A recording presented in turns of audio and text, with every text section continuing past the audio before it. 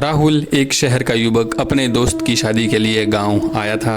शादी के बाद वह रात के समय वापस अपने शहर लौट जाने का फैसला करता है तो गांव के कुछ लोगों ने उसे चेतावनी दी कि रात के समय इस जंगल के रास्ते से तू मत जाना, यहाँ पर बहुत ही अजीब सी घटनाएं होती हैं। लेकिन राहुल ने उनकी बातों को मजाक में लिया और वह अपनी बाइक पर निकल पड़ा। रात का अंधेरा घना था, आसमान में बादल छाए हुए थे जिससे रास्ता और भी डरावना लगने लगा। राहुल को जल्दी ही एहसास हुआ कि वह किसी अजीब रास्ते पर है। चारों ओर घना जंगल था, सड़क पर कोई भी दिखाई नहीं दे रहा था। उसकी बाइक की हेडलाइट दूर दूर तक साफ नहीं दिखा रही थी। जैसे ही राहुल थोड़ा और आगे बढ़ा, उसकी बाइक अचानक से बंद हो गई। राहुल ने बाइक को चेक किया लेकिन उसमें कुछ भी समझ नहीं आया। तभी उसे सड़क के किनारे एक बूढ़ी औरत दिखाई दी जो अजीब सी वेशभूषा में थी। वह धीमे धीमे उसकी तरफ बढ़ रही थी। राहुल ने मदद मांगने के लिए उससे बात की पर उसकी आवाज़ सुनते ही बूढ़ी औरत ने केवल मुस्कुराया और वह वहाँ से बिना कुछ कहे ही चली गई। अब राहुल को बहुत डर लगने लगा था पर वह हिम्मत करके बाइक को फिर से स्टार्ट करने की कोशिश करने लगा। तभी अचानक उसे किसी के पैरों की आवाज़ सुनाई दी, जैसे कि कोई उसके आसपास चल रहा हो। उसने इधर उधर देखा लेकिन उसे कुछ भी दिखाई नहीं दिया। कुछ ही पलों में उसे किसी के पीछे खड़े होने का एहसास हुआ।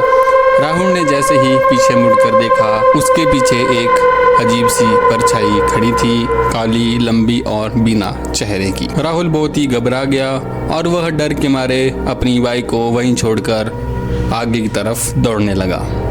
जितना वह भागता उतनी ही तेजी से वह परछाई उसके करीब आती जाती। उसकी सांसें बहुत ही तेज हो रही थी और उसका दिल बहुत ही जोरों से धड़क रहा था। लेकिन अचानक से वह एक पुराने टूटे हुए मंदिर के सामने पहुंचा। मंदिर में घना अंधेरा फैला हुआ था और हवा के झोंकों के साथ बहुत ही अजीब अजीब सी आवाज़ें आ रही थी। तभी अचानक राहुल को एहसास हुआ कि यह वही मंदिर था जिसके बारे में गांव के लोग उससे बात कर रहे थे कि यहाँ बरसों पहले एक बहुत ही अजीब घटना हुई थी। ऐसा माना जाता था कि एक युवती जिसकी शादी तय हो चुकी थी वह उस मंदिर के पास से गायब हो गई थी और तब से वहाँ बहुत ही अजीब अजीब सी घटनाएं होने लगी थी। गांव वाले मानते थे कि अभी भी उसकी आत्मा वहीं पर भटक रही है। जैसे ही राहुल ने मंदिर के अंदर कदम रखा तो उसके रोंगटे खड़े हो गए। अचानक से मंदिर में एक तेज चीख गूंजने लगी और राहुल ने देखा कि वह बूढ़ी औरत जिसे उसने सड़क पर देखा था अब उसके सामने उसकी आंखें बिल्कुल लाल थी और वह सीधी राहुल की ओर बढ़ रही थी। राहुल समझ गया कि यह इंसान नहीं बल्कि कोई आत्मा है। राहुल ने वहां से भागने की कोशिश की लेकिन जैसे ही वह बाहर निकलने के लिए दौड़ा, मंदिर के दरवाजे अपने आप ही बंद हो गए। अब राहुल अंदर फंस चुका था।